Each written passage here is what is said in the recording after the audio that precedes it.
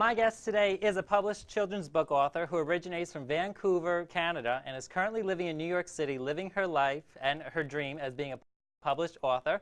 She is the author of children's book series known as The Adventurers. Ladies and gentlemen, please welcome Mackenzie Reide to the show.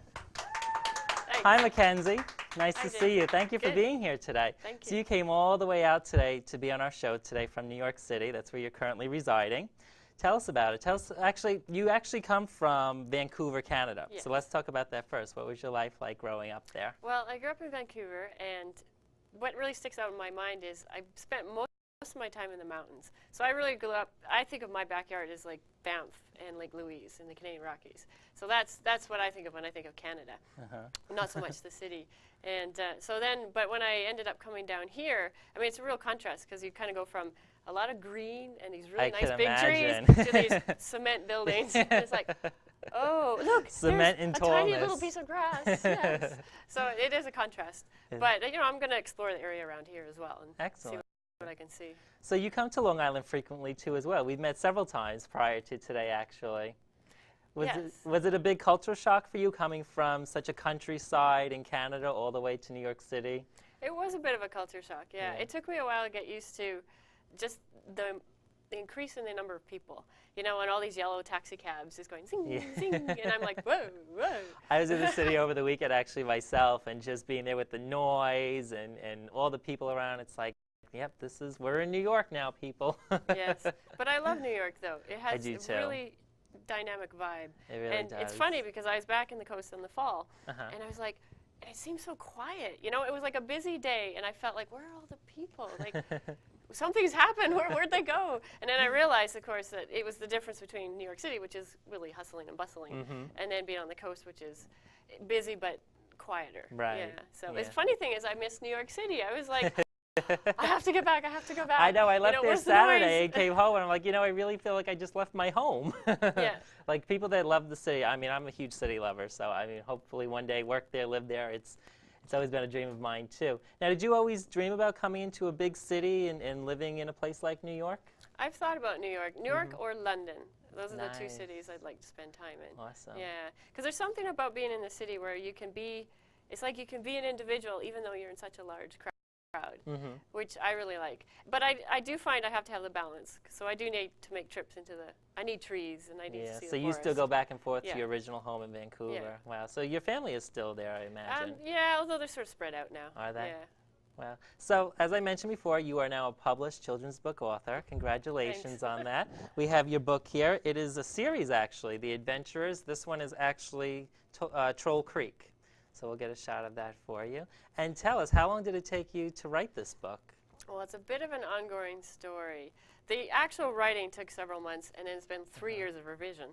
But the story itself started when I was a kid, because I used to read these books. I loved reading adventure books, and I read a lot of British authors. So my favorite British author being Enid Blyton, and this whole series called The Famous Five and The Secret Seven. And there's a whole series of books like The Island of Adventure. And I wanted to be those kids because they would just go to these places and they just get away from everything and they solve mysteries and catch bad guys. But the little catch was, as soon as you got to the good bits, then the boy would step in and go, oh, yes, well, you girls stay behind. It might get dangerous. Us boys will go have all the fun. And I'd be like, seriously? I mean, seriously? You know, and I was, you know, climbing mountains myself as a kid. So I would look at that and go, excuse me, I do that? I'm a girl, I do that. So I got really frustrated. So I started writing stories, and what I do is flip the character roles. And so I was writing my own adventure stories. But I purposely, you know, the girls were riding bikes and climbing mountains and catching the bad guys. And then the guy was making dinner, basically, is what I did. And that started morphing into what now became The Adventurers. Right, so this is actually the element of your adventures. You turned it into a story, actually. Now, growing up, did you have many books that are similar to yours, or is that kind of the reason why you wrote this type of book? The most similar books are really the Enid Blyton books, The Famous Five, which you don't really see in the U.S., but very big in the UK and Canada. And although you could use, there's The Rescuers, which is Marjorie Sharp, which is the little mouse. Yes, orphan, it's a Disney movie, too. Yes, it's become a one of my favorites when I was a kid. That I loved. I read the Choose Your Own Adventures, and went through all the Nancy Drew and Hardy Boys. And I even tracked down the original Nancy Drews, which were written back in the late 30s, early 40s. Yeah. Where She Nancy's was a driving the great blue artist, roadster too. and she's putting chains on her car. And I love that. Even if it was obviously dated, but there was something about that storyline and just being independent and solving mysteries that I loved. So was she one of your inspirational authors growing up? Did you look at her work and like, I think I might want to do something like this? Yes, except I didn't want to do the straight-out detective novel. Whereas with Nancy Drew or the Hardy Boys, and a lot of novels that I saw growing up, they have the detective and the Sherlock Holmes aspect. But I wanted to add more of the adventure. So you're exploring, you're trying to solve a mystery, but you also have to deal with the elements, like what happens if you get caught in a storm, the river floods, you have to cross it. So I wanted there's a huge thought process behind all of it, too. Yeah. Wow. So you actually began writing as a child, you said. How old were you? I was about 8. It was a grade 3 when I wrote in grade 1, but I don't know if you can call those stories. But once I got to grade 3, I actually started competing, actually entering the school competitions. And I think I just got into that. I just started to do it more and more and more. And I wrote until, the funny thing is I wrote until about grade 5, I was doing fiction, science fiction, fantasy, and adventure. And then I sort of hit that wall where people are sort of like, you want to be a writer? I mean, really? And I love math and physics. So then I started shifting over into the sciences more. And then that's what led me towards engineering. But a part of me stayed there and kept writing. Because, I actually wrote clandestine for a while. Really? I didn't tell anybody I was still writing stories. Because in a way, once you get into junior high and high school, it's not as appreciated by your classmates. They look at you funny. So, but I kept writing, and the story sort of kept percolating in my head. And I think that's why I write for that age group as well, because in a way I'm still there. Yeah. So what is the target age group for your books? So this is actually part of a series, The Adventurers. It's going to be a series of 5. You're currently working on the second one? Yeah. What age group are you trying to target with this story? So it's targeted 8 to 12. Okay. That's what they call the middle grade. Yeah.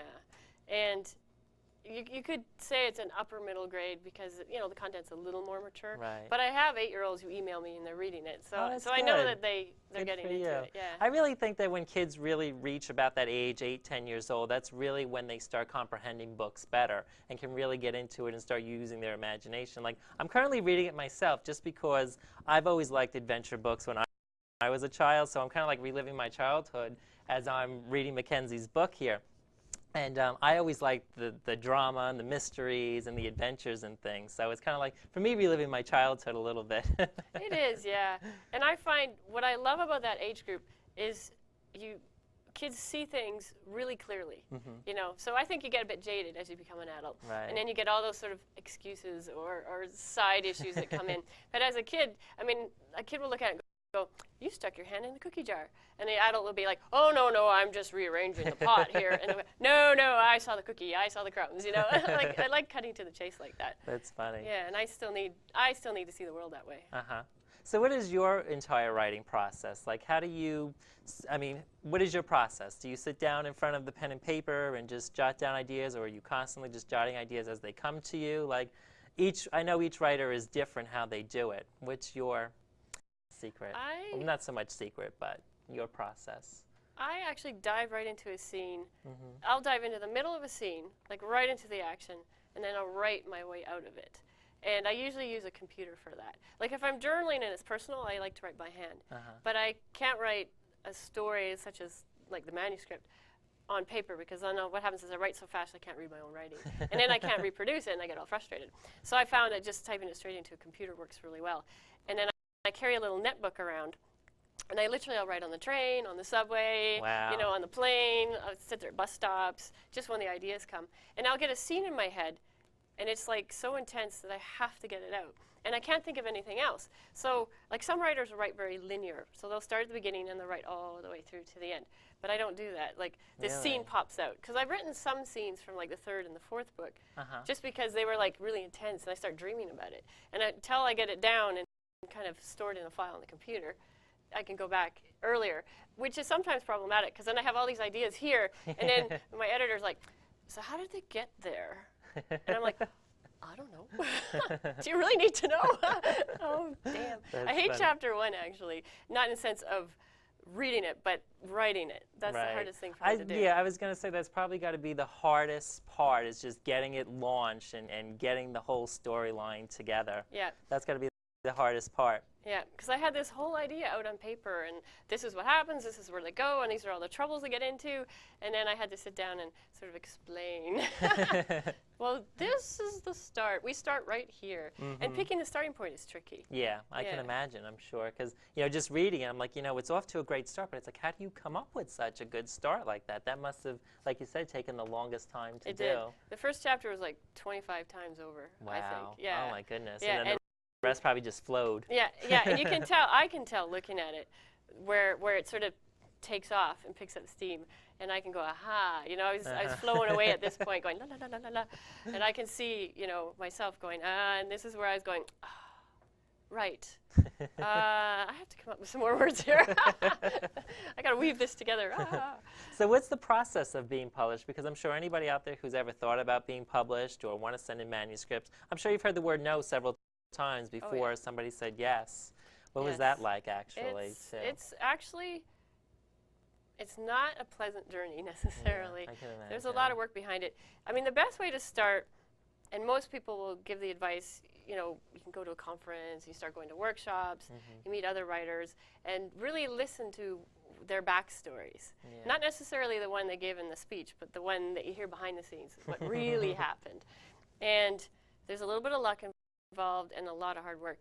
So, because, I mean, you basically write, if it's fiction, essentially a query letter. So you're really presenting yourself on paper. Right. Very short and sweet, but, you know, this is the project. But it has to really stand out for the editor to want to take on. Now, you have strictly an editor. You didn't go through a literary agent, nothing. Well, I bounced through a few, and it didn't quite stick.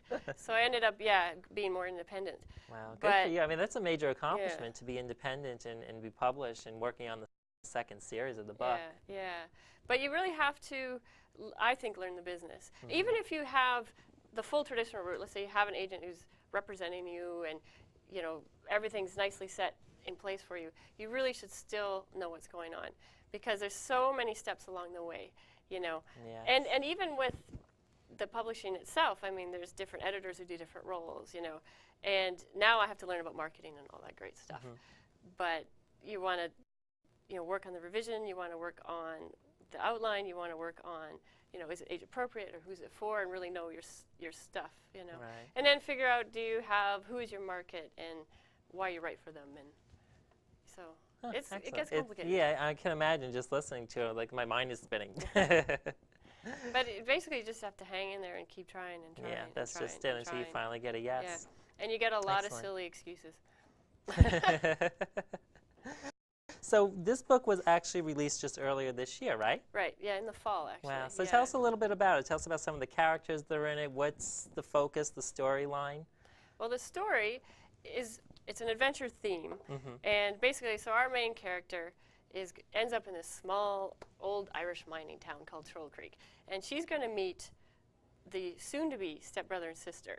So, I mean, it's a very classical adventure in the sense that, you know, her widowed mom is going to marry their divorced dad. That's your backstory. And she's meeting the two other kids for the first time. But they're not going to meet under the best circumstances. Because actually, there's two girls and a boy. So there's a little drama involved. Yes, and the other girl has kind of invited her out to the town, sort of her territory, with the idea of trying to make her life miserable and, you know, not being pleasant. And, of course, they butt heads, and they end up having a fist fight. But as they're going through this, they end up discovering this entrance to this old abandoned mine. And, of course, they're going to go explore. And then they start finding some stolen artifacts from the local museum, and they find a mystery that's going on. So it's got this combination of the old-style adventure where you have the town with its 100-year-old train hijacking and the old mystery that everyone wants to solve, and then you have the new crime that's going on, and we're dealing with the blended family. Wow. So it's modern contemporary issues. Okay. And the girls have to work out their differences, and the little boy gets kidnapped, and all these things happen. So it sounds really exciting to anybody who's interested in reading it, whether you're a child, adult. I mean, I'm reading it myself.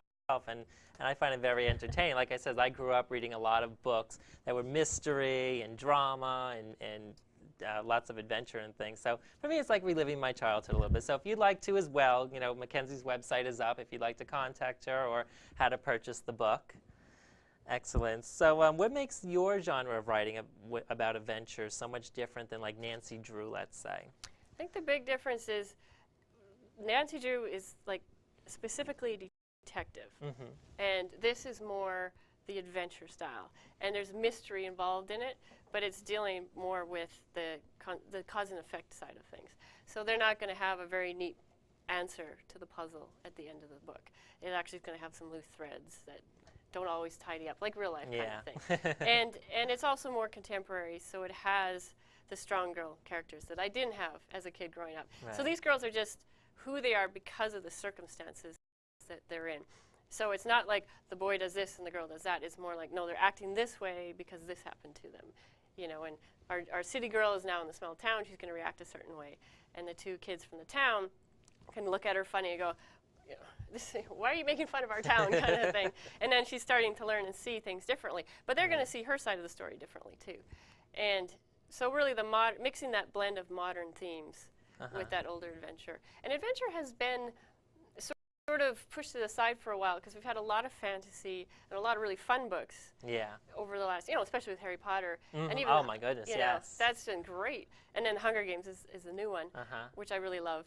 But now this is bringing back, mixing those themes again and bringing back more of the adventure. Excellent. You got some real positive feedback on it as well. Yes. I mean, you also did a picture book not that long ago as well about dinosaurs. Oh yeah, that's my grade one. I won a first prize for that. Yes, tell us about that. That's exciting. My very first book. Well, it's really funny because I had forgotten about that, and then I found it recently. And the funny thing is, because I write mainly, obviously, novels and not picture books. But my very first book is I hand drew all the dinosaurs and had this little story, and I won first prize for it. Wow, good for you. And I kept it. I've kept it all these years. I love that book. So I realize now though that was like starting that influence of storytelling and wanting to express myself. But as soon as I got sort of a master of words, like once I started writing the stories down and capturing the words, I switched into, I think, novels as opposed to picture books. Right. Yeah. And you mentioned earlier that you do get like 8 to 12-year-olds that message you about your book. What is some of the feedback that they give you? Oh, it's really fun. I mean, I've gotten phone calls actually. Really? And a lot of times they'll say, like, they're connecting very well with the characters, and that's the biggest compliment of all. Yeah, when I was reading, I mean, not to cut you up, but when I was reading, they were very relatable characters. You know, they were just average young boys and girls, and that's something that I think is important too when reading a book and trying to comprehend what's happening, is that you can relate to the characters. Yes. So that's something I can agree to. That makes me feel really good. And the whole reason I wrote it was so that the kids can relate to characters on a level that it's like these are your friends, you know, your invisible friends, and you can go back to them again and again and again. So if you're having some trouble in your own real life, you can go back into the book, and they're problem solving and working out issues too, so you don't feel so alone. Just like real life. Yeah. And often you get different perspectives. I really believe that if you read a lot, you view the world differently. And if you become a reader as a kid and carry that into your life as an adult, you'll question things more. You'll look at things and go, oh, and you're able to see other people's points of view as well. You know, even if it's been in a fictional setting to begin with, you carry somehow that trait into your adulthood. Right. And so I really hope that does catch on.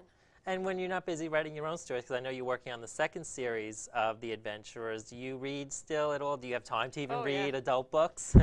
Well, I love, actually, middle grade genre books mainly. Like most recently was The Hunger Games. I totally got into that. And I found a wonderful Australian series for young adults, which is by John Marsden. And then there's a whole series, like there's The Ranger's Apprentice, Percy Jackson, you know, all those great books. So I pretty much go to the bookstore, hang out, I start reading, you know, and then they kick me out, you know. And then I collect books You're for a while. You're spending too much time here, ma'am. Yes. Yeah, they do look at you funny because I'm, you know, when you come by yourself, and I'm not bringing children with me, I'm like, I should rent a kid so I can sit in the bookstore and read, and they won't bother me. Yes. That's funny. So when you're not busy reading and writing, what are some other things that you like to do? Tell us a little bit more about Mackenzie.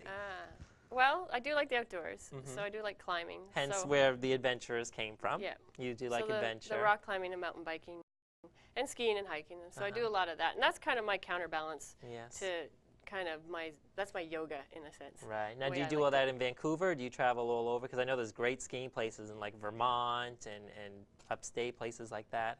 I need to explore that. Yes. I've done mainly in Canada. Definitely Vermont. You should definitely check that out. But and I'd like to explore around here more as well and just check out the local area. Excellent. And then my other side of myself is the engineering side. Yes, I So was just going to say. Yeah, I have a Bachelor of Science in Engineering, Wow. mechanical engineering, and some aerospace. So eventually I want to do a PhD in aerospace engineering. But that's on hold at the moment because this is really taking a lot of time and energy. So do you plan to one day just be a published author and just write books and produce like 3-4 books a year like Danielle Steele does? I mean, how many does she have out now? Like 250? I'm just being dramatic there, but she has a lot of books. I mean, do you want to have a career in just strictly writing, or do you just love blending your entire lifestyle together like this? I think I'm going to need more than one aspect in my life, yeah. Because I definitely have this pull to go back to academia. Like I go through these urges where I just have to go to university and hang out and go, this feels good. So what I like to do is obviously complete the books. There's going to be 4, maybe 5 in the series. Okay. And see where that takes me. And I would love to actually, it would be nice to look a bit at film and maybe do a treatment of a film or some directing. But cool. I definitely want to do the academic thing and do the PhD. And that's partly for personal reasons, just to feel like I've completed that part of my life as well.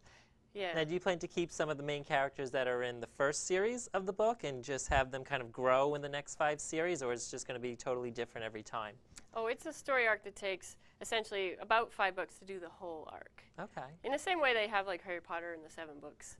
And this is really, although it's not taking 7 years in this case, it's taking a period of a few months. But essentially each book is carrying on directly from the one before. And then the kids are learning and growing. I found that I couldn't write just one story because I wanted to spend more time with the characters. Right. And different things happen, and then they deal with it. But they're not going to deal with it like the next day. You know, it's going to be down the road when they suddenly go, oh, and they get their little light bulb go off. And then the character grows at that point. And they all have their own backstory that gets, so each book actually gives you the backstory of each kid individually as well. So you have in your mind where you want to go with the next 4 books that are coming. Can you tell us a little bit about the second one that you're currently working on? Yeah, the second one is they go deeper into the mind because they're actually trying to get answers in the second book. So they get a clue at the end of the first book of who they think is behind the scenes. And they actually attempt to ambush the bad guy and his henchmen, and it goes badly. But as you know, your classical adventure does. And then they're going out, so they're becoming detectives in the second book, and they're looking for answers. But they end up getting into more trouble because they end up getting in deeper. Yes, but they learn more about each other. So the second book has a lot of them interacting and starting to really bond and meet. Because the first book, they meet and they're thrown into quite an action-packed adventure. And they're in this old mine, and they get buried alive, and they're trying to solve this mystery. So there's a lot they have to deal with just there. Sounds very interesting. Yeah, and in the second book, they have more time to start looking at each other, and they start forging really a sense of family is what they do. Huh, very cool. Yeah. Very cool. Now, do you ever plan to maybe write for adults as well, or you strictly just enjoy writing for children? That's a good question. Right now, I really enjoy writing for children, partly because I don't have to add in, you know, sex scenes and things like that. Not in middle grade, anyway, which is like, great, I don't have to worry about that. But we'll see. We'll see what happens. Again, it's like writing in the scenes where it's in my head so intensely I have to get it out. So it's almost like I have to get this set of books out of my system before my system will let me really before you can really think of start another working project. on something Yeah, else. yeah, it's really focused right now. Do you have any ideas in the back of your mind to pursue with children's books after this series is complete? Well, I do have a couple of young adult ideas, which are actually more contemporary drama, not so much the adventure. We love drama. Yeah, that's playing around the back of my head. But every time I think about it, it gets like a short moment of my attention, and then this pops in and goes, "Oh no, we want your attention. We're not done yet." Well, for somebody who loves books as much as you do, I'm going to ask you because I know this is like the latest craze. Have you read 50 Shades of Grey? No, Neither actually. have I. And I have an excuse. But it's on my list, though. My excuse actually is I'm not so much into that genre, at least not right now. I kind of consider that sort of your romance type, I guess, genre. And yeah, I mean, I've heard phenomenal things about it. People love it, and it's like so interesting to people, but I haven't read it yet, so I look at people like, I don't know what you're talking about yet. I know, I feel like the outsider. I'm almost the rebel, really, because people are, have you read this yet? And I go, no. Oh my God, at least everybody I know is asks, have you read the 50 Shades of Grey? I'm like, no, but it's definitely on my list to read. I'm also a big fan of Danielle Steele, too. I mean, she's always been one of my favorite adult artists as well, and I grew up with like Beverly Cleary, reading her, and Nancy Drew, like we talked about. Yeah. So good for you. Now, does your editor ever send you on like book tours or anything like that? Like, how do you get the word out about your books? That, you're pretty much on your own with that. Really? And so that I'm learning, obviously, because this is all brand new. I mean, the book is selling in 5 countries right now, wow. which is really exciting. Congratulations. Yeah, because it definitely has a market in the UK based on the British authors that influence it. You can really see it. And obviously the United States and Canada. But it's interesting because in the publishing industry, unless you're a really big established name, you pretty much have to build the market yourself. So it's up to you to get behind it, be the catalyst, and let people know about it, and get that word of mouth. Yeah. So I've started to network, and I've done some school programs, and I've been meeting with teachers and librarians, and just, slowly. Right now it's all word of mouth. Yeah, that's what's selling it. Word travels, though. I mean, word travels very quickly. You know, you have your website up there, which is awesome. We've put it up for you as well, so definitely visit it. It's very, very entertaining. So let me ask you, what can your readers expect from you in the future, other than the series that you're currently working on now? Oh, there's a good question. That I'm going to actually solve when I get there. Okay. Yeah. First I'll do this, and then I'll see what the inspiration is. Good. Excellent. Well, I think we're doing pretty well on time. We're almost out of time, actually. So, Mackenzie, I thank you so much for coming down today, taking the trip out and joining us today. And definitely look for Mackenzie's book. If you'd like more information on how you can purchase it or more information about Mackenzie, visit her website. Her email is there as well. And please visit our website as well. It's in our credits. And from there, you can take a look at our past shows, rewatch your favorites, and catch up on what you missed. I thank you so much for joining us. As always, special thank you to Mackenzie once again, and we'll see you next week. Bye-bye.